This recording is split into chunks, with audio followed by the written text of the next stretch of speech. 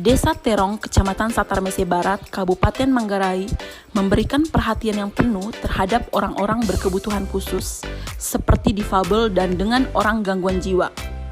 Adapun bentuk perhatian tersebut adalah dengan membentuk kelompok difabel desa atau KDD. Bagaimana persis desa yang terletak di pantai selatan Kabupaten Manggarai tersebut mengembangkan program bagi kelompok rentan? Ikuti penjelasan dari Kepala Desa berikut. Baik, secara kelembagaan, alasan pemerintah memperhatikan keluarga dan masyarakat difabel itu yang pertama termuat dalam sebuah peraturan yang namanya Undang-Undang turunan dari Undang-Undang Desa Nomor 6 Tahun 2014. Penjabarannya itu pada Undang-Undang Nomor 18 Tahun 2016, di mana Undang-Undang menegaskan dan mengatakan bahwa secara kelembagaan pemerintah memperhatikan masyarakat ataupun keluarga difabel.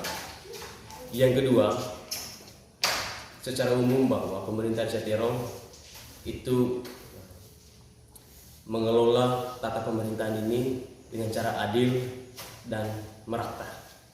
Artinya masyarakat yang memang selama ini termarginalkan, selama kurang lebih 2 tahun ini pemerintah desa terus memperhatikan, sehingga harkat dan martabat dari semua masyarakat Desa Terong itu sama.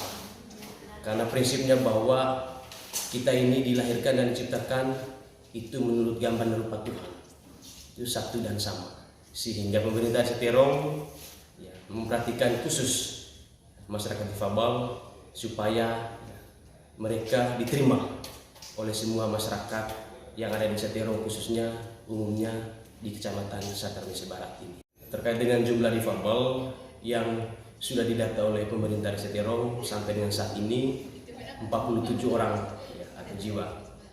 Sedangkan penyebaran difabel itu berbagai macam difabel yang dialami, itu ada difabel mental, ada difabel psikologis, intelektual, kemudian ada difabel karena kecelakaan, kemudian ada difabel karena memang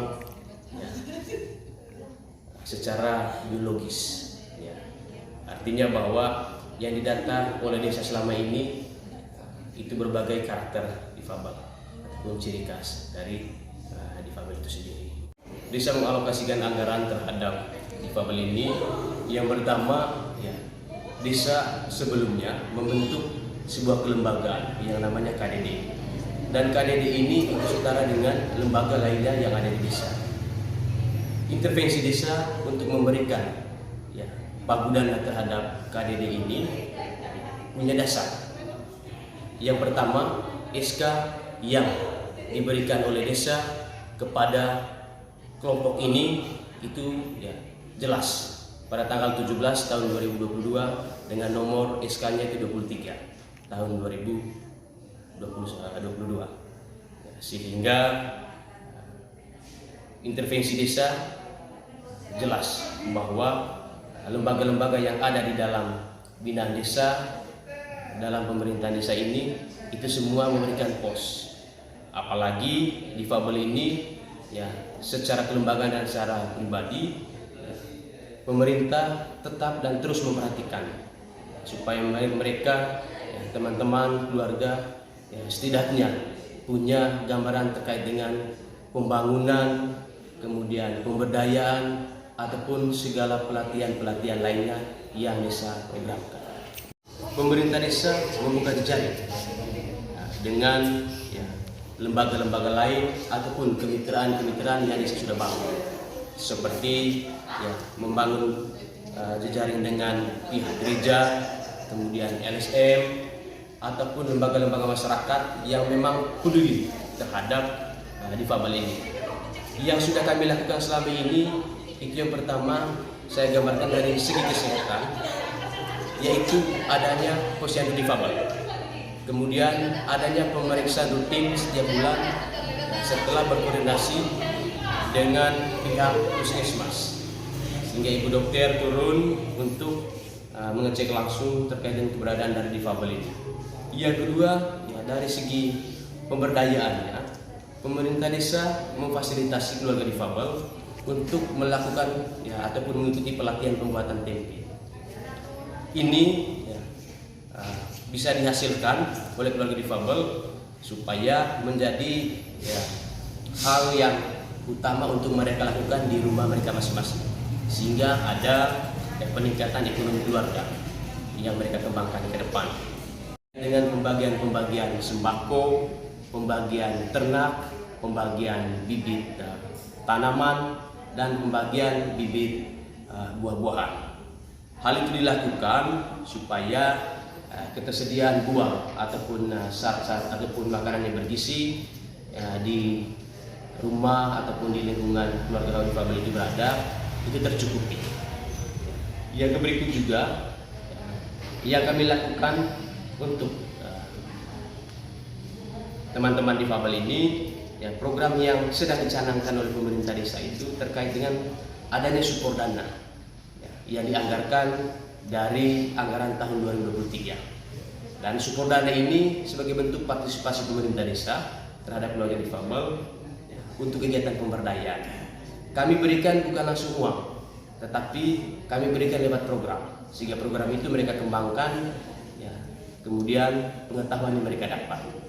Dan tetap kami membangun jejaring dengan gereja dan kemitraan lembaga lainnya, sehingga ilmunya dapat dari segi pelatihan pembuatan pupuk ataupun hal-hal yang mendukung dari program pemberdayaan itu sendiri. Terkait dengan bantuan dari gereja, yang mana PSBK Paroki Narang itu sangat mendukung terkait dengan seperti apa program dan arah kebijakan dari pemerintah Desa Terong menyangkut difabel. Dan kemitraan yang kami bangun ini yang sudah dilakukan atau diberikan oleh pihak PSBK terhadap kami, yaitu ada ternak kambing, ada pembagian sembako, kemudian ada pembagian alat sholat untuk difabel yang beragama Muslim, sarung dan sajadah.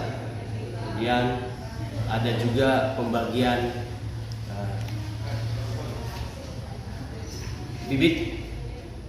Ada bentuk kepedulian untuk ODGJ difabel mental yang memang sangat membutuhkan bangunan, yaitu dari PSBK memberikan kloset, sink, dan paku. Kemudian ada juga hal yang lain yang memang sangat mendukung dan membantu untuk kelangsungan hidup dari keluarga difabel yang ada di Desa Terong. Baru-baru ini pihak gereja PSBK memberikan bantuan kursi roda kepada masyarakat saya ataupun keluarga kami yang saat ini mengalami stroke berat.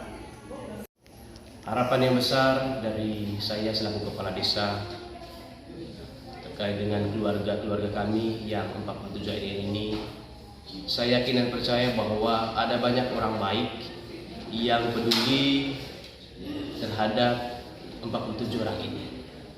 Harapannya lebih besar bagi pemerintah kabupaten ataupun pemerintah pusat untuk tetap memperhatikan keluarga kami yang 47 orang ini, sehingga apapun yang kami butuhkan semoga direalisasi, karena kami sudah sampaikan melalui proposal dan surat kepada dinas-dinas terkait. Harapan kepada kemitraan yang kami bangun, mari kita tetap merawat dan terus berjuang untuk keluarga-keluarga kita yang 47 orang ini.